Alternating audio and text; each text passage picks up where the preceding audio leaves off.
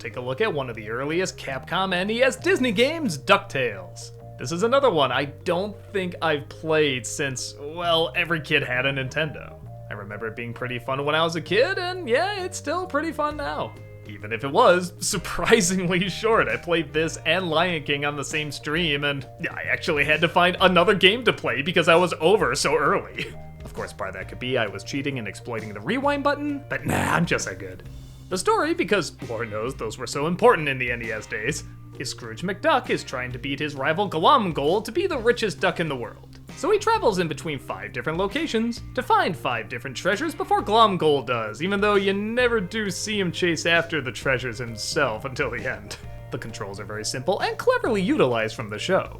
In a lot of NES games, you just jump on top of the enemy and that would knock him out, like Mario Brothers. But here, not only do you use Scrooge's cane to jump higher, but that's also what you use to take him out, as well as knock objects out of the way. They didn't have to do that, have the fighting function tie into Scrooge's cane, but they did that. Good on you. The levels all have similar but different enough layouts with similar but different enough enemies. It probably goes without saying, but the music in this game is surprisingly really good. For whatever reason, there was a lot of epic themes that was written on 8-bit, Super Mario Bros., Legend of Zelda, and as everybody has pointed out, the moon theme from this game goddamn rocks.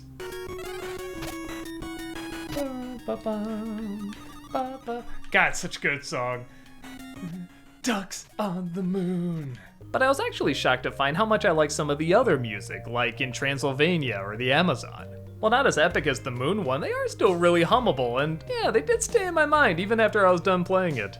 There is a good sense of a scavenger hunt in this. Like, I really like how you can go to one place and maybe a treasure is missing or a key is missing, so you may have to go to another place in order to find it. And when I say another place, I mean Transylvania. I don't know why. You have to go back to Transylvania like 3 times in this game. Maybe they just really like the level, I don't know. So yes, maybe a little bit more variety of places you have to go in order to get something else in another level, but the fact that they put this in the game at all I thought was pretty neat.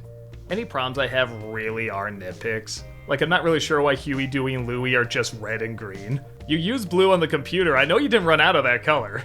There's another funny bit where you rescue one of them from the Beagle Boys, but he just stays there. Like he got Stockholm Syndrome and never wants to leave. I don't know, I'm not sure how this works.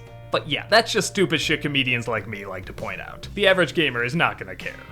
I also like they utilize a lot of characters from the show, and even the ones that aren't from the show, you feel like could be.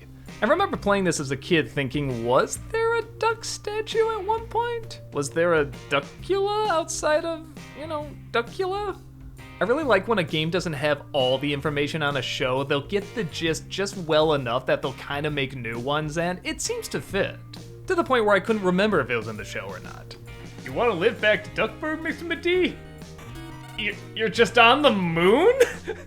I think the one major complaint I have is that the final boss, if you can even call him that, really is far too easy. It's not even really a final boss, it's a race, and it is ridiculously simple to finish. For a game that's so much fun, it does have a fair amount of good bosses. This really was kind of a letdown. You really don't feel like you earn it.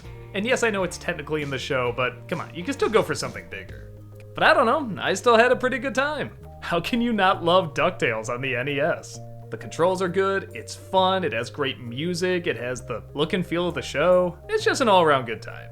Yeah, I guess I can't say a ton more about it, it's just good, it's a good game. If you want life to be like an 8-bit hurricane again, then go ahead and grab onto some, well, you know.